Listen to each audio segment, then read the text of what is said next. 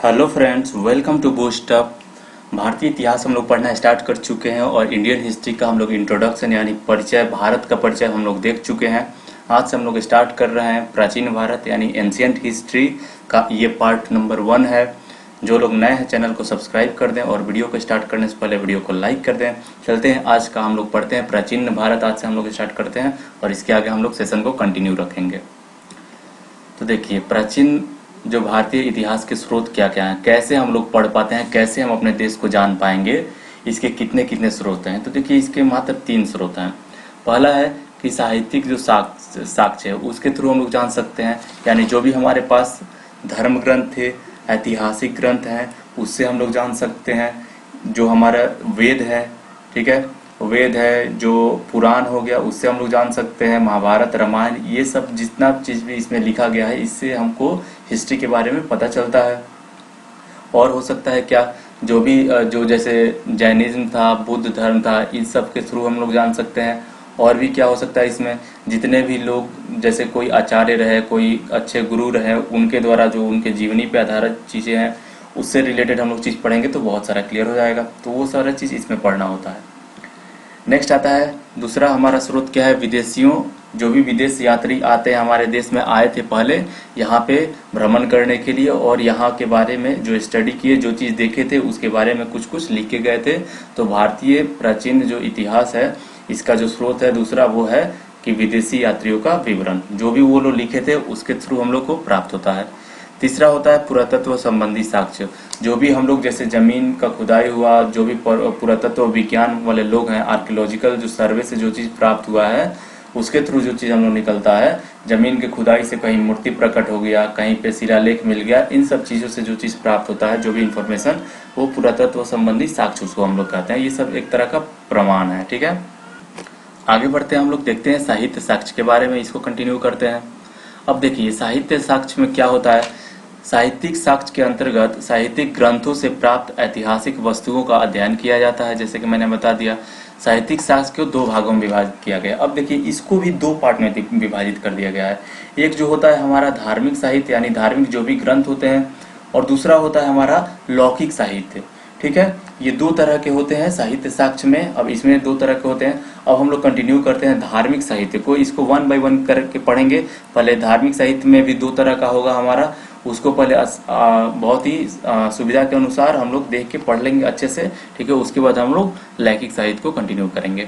तो चलते हैं पहले धार्मिक साहित्य पे। अब देखिए, धार्मिक साहित्य क्या होता है। धार्मिक साहित्य के अंतर्गत ब्राह्मण और ब्राह्मणेतर साहित्य की चर्चा की जाती है। इसका भी 2 पार्ट लिया गया है, ठीक है। अब देखिए, ब्राह्मण में क्या होता है।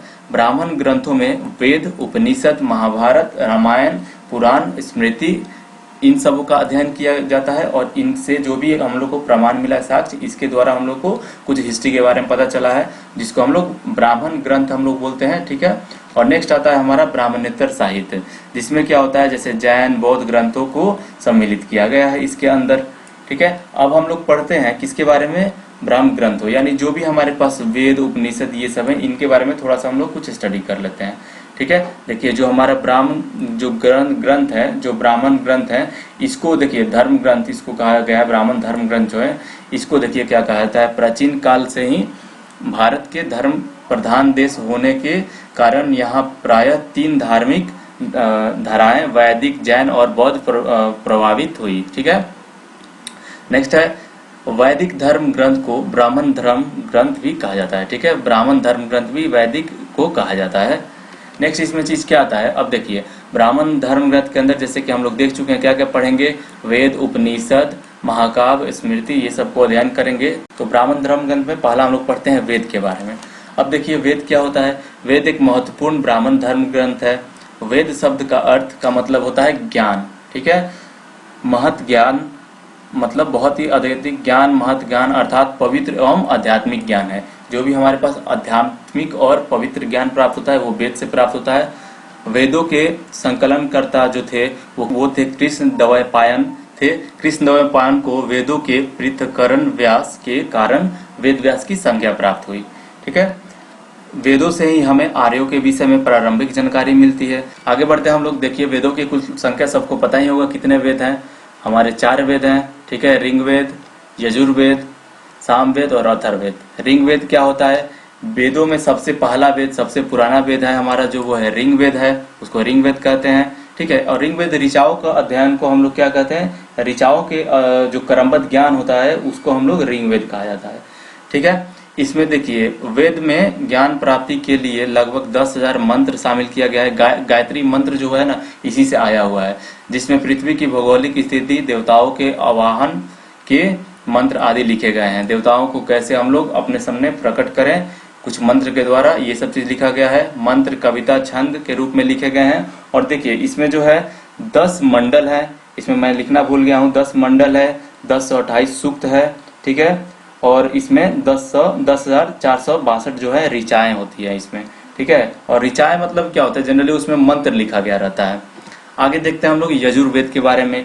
यजुर्वेद जो है इस वेद में समर्पण की प्रक्रिया के लिए लगभग 40 अध्यायों में 3750 गाद्यात्मक मंत्र हैं। ठीक है। देखिए इसका जो जानकारी गद और पद दोनों में अवेलेबल है।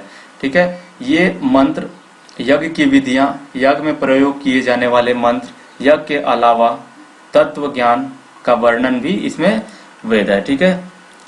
इस वेद की 2 शाखाएं शुक्ल और कृष्ण है यजुर्वेद में। ठीक है। यजुर्वेद में क्या होता है? जो भी तंत्र मंत्र वगैरह जो होता है, जिसमें कैसे हवन करना है, हवन कुंड में कैसे मंत्र सब पढ़ना है। ठीक है। इससे रिलेटेड ज्ञान प्राप्त हुआ। नेक्स्ट चलते हैं हम लोग सामवेद में। सामवेद को म्यूजिक यानी संस्कृति, म्यूजिक इस चीज का जनक कहा जाता है, संगीत का जनक कहा जाता है। साम्यता उपासना इसमें है। ठीक है। इसमें 1875 टोटल मंत्र है। अब देखिए इस वेद में जो भी हमारे ऋग्वेद में जो ऋचाएं है ना, जितने भी मंत्र है ना, उसको संगीत के फॉर्म में इसमें लिखा गया है। नेक्स्ट आता है हमारा अथर्ववेद। अथर्ववेद में देखिए वेदों की श्रृंखला में सबसे आखिरी वेद जो है हमारा अथर्ववेद है। यहाँ पे हमारा जो भी है 20 अध्याय है और इसमें ज्यादातर जो भी रहस्यमयी, जो भी जादू टोना चमत्कार आदि के मंत्र लिखा गया है। ठीक है। जो भी लोग अभी जादू टोना वगैरह करते हैं ये वहीं से अथर्ववेद से हमारा आया हुआ है। ठीक है। इसमें मंत्रों की संख्या 7260 है, जिसमें 20 अध्याय में ये सारा संकलन किया गया है। आगे बढ़ते हैं हम लोग, देखते हैं अब उपनिषद के बारे में। उपनिषद हमारे पास कितने हैं? टोटल 108 उपनिषद हैं। भारत का प्रसिद्ध जो हमारा आदर्श वाक्य है सत्यमेव जयते, जिसको हम लोग बोलते हैं, ये मांडुक्य उपनिषद से ही लिया गया है। ठीक है। सत्यमेव जयते उपनिषद जो है गद्य और पद्य दोनों में अवेलेबल है। अब देखिए वेदांग भी होता है। वेदांग का मतलब क्या होता है? जिसके द्वारा किसी वस्तु के स्वरूप को समझने में सहायता मिले उसको वेदांग कहा जाता है। देखिए वेदांगों की जो संख्या थी वो 6 थी, जो कि इस प्रकार हैं: शिक्षा, कल्प, व्याकरण, निरुक्त, छंद और ज्योतिष। इसके थ्रू हम लोग क्या करते हैं? बहुत सारे वस्तुओं के विषय में जानकारी प्राप्त करते हैं। आगे आता है हमारा धर्मशास्त्र। अब धर्मशास्त्र किसको कहेंगे? देखिए ब्राह्मण ग्रंथों में धर्मशास्त्र का महत्वपूर्ण स्थान है। धर्मशास्त्र में 4 साहित्य आते हैं। कौन कौन से आते हैं? देखिए धर्मसूत्र आते हैं, स्मृति आते हैं, टीका आता है और निबंध आता है। इसके थ्रू भी हम लोग को हिस्ट्री के बारे में जानकारी मिलता है, एंशियंट हिस्ट्री के बारे में। अभी सारा हमारा धर्म ग्रंथ और ऐतिहासिक ही चल रहा है। ठीक है। अब देखिए महाकाव्य में क्या आया? हमारा रामायण और महाभारत, ये दोनों भारत के सर्वाधिक प्राचीन महाकाव्य हैं। नेक्स्ट आता है हमारा, देखिए जैसे हम लोग पढ़ लिए अभी ब्राह्मण जो भी हमारा ग्रंथ थे वो सारा ये सब हो चुका है। अब उसका जो सेकंड पार्ट था ब्राह्मणेतर ग्रंथ, इसके बारे में जानना है क्या होता है। तो देखिए इसमें क्या क्या मिलता है? बौद्ध साहित्य मिलता है। बौद्ध साहित्य को त्रिपिटक कहा जाता है। महात्मा बुद्ध के परिनिर्वाण के उपरांत आयोजित विभिन्न बौद्ध संगतियों में संकलित किए गए त्रिपिटक यानी संस्कृत त्रिपिटक संभवतः सर्वाधिक प्राचीन धर्म ग्रंथ है। फिर ये त्रिपिटक का होता है। देखिए त्रिपिटक में कितने कितने थे? सूत पिटक थे, विनय पिटक थे, अभिधम पिटक थे। आगे बढ़ते हैं हम लोग जैन साहित्य के बारे में देखते हैं। अब जैन साहित्य क्या था? देखिए ऐतिहासिक जानकारी हेतु जैन साहित्य भी बौद्ध साहित्य की तरह एक महत्वपूर्ण है। ठीक है। इससे भी ऐतिहासिक हम लोग को जानकारी प्राप्त होता है। अब तक उपलब्ध जैन साहित्य प्राकृत और संस्कृत भाषा में मिलते हैं। ठीक है। जिनकी संख्या 12 बताई जाती है। जैन साहित्य टोटल 12 हैं। इसमें आगम ग्रंथों की रचना संभवतः श्वेतांबर संप्रदाय के आचार्यों द्वारा महावीर स्वामी की मृत्यु के बाद की गई थी। आगे बढ़ते हैं हम लोग। अब देख लीजिए ये आ गया हमारा लौकिक साहित्य आ गया। ठीक है। लौकिक साहित्य में हम लोग क्या पढ़ेंगे कि लौकिक साहित्य के अंतर्गत ऐतिहासिक ग्रंथ, ठीक है। जो भी हम लोग ब्राह्मण ग्रंथ या ब्राह्मणेन पढ़ लिए, इसके बाद क्या आता है हमारा ऐतिहासिक ग्रंथ, जीवनी, कल्पना प्रधान साहित्य का वर्णन किया गया है। इसके अंदर जो लैंगिक साहित्य होता है, लैंगिक साहित्य में मतलब यही जो कि जितने भी आचार्य हुए हैं, शिक्षक हुए हैं, ठीक है, गुरु हुए हैं, उनके बारे में और उनसे मिली जो जानकारी है, वो जो भी उनका आत्मकथा है उस पर निर्भर जो भी जानकारी है उससे हम लोग कुछ हिस्ट्री के बारे में प्राप्त होता है जानकारी, ठीक है। तो लैंगिक साहित्य के अंतर्गत ऐतिहासिक और समसामयिक साहित्य आते हैं। इस प्रकार की कृतियों से तत्कालीन भारतीय साम्राज्य की राजनीति तथा सांस्कृतिक इतिहास को जानने में काफी मदद मिलती है। अब देखिए ये कौन कौन है। जो आचार्य चाणक्य थे उनका अर्थशास्त्र बन गया, चाणक्य का ही लिखा गया है ना अर्थशास्त्र। व्याकरण के पितामह जिसको हम लोग कहते हैं आचार्य पनिनी, अष्टाध्यायी जिनको कहा, अष्टाध्यायी के लेखक कौन है, पनिनी है। विशाखादत्त, मुद्राक्षराक्षस, महर्षि पतंजलि, महाभाग्य, ये सब क्या है, किसी न किसी की ये रचना है जिसमें भी हम लोग को हिस्ट्री के बारे में कुछ न कुछ जानने को मिलता है। कालिदास, मालविकांगी मित्रम, बाणभट्ट, हस्तचरित, ये भी बहुत ही फेमस एग्जाम में बहुत बार पूछता है इसको कि बाणभट्ट ये जो हर्षचरित्र है इसके लेखक कौन थे, तो बाणभट्ट थे। वैसे ही थे भास, ये क्या लिखे थे, स्वप्नवासवदम। फिर शूद्रक थे, वो क्या थे, मक्षकटिकम के लेखक थे शूद्रक। फिर कल्लन थे जो राज तरंगिणी लिखे थे, ये भी एग्जाम में पूछता था, ठीक है गाइस। तो उम्मीद करते हैं कि यहाँ तक आप लोग को समझ में आया होगा।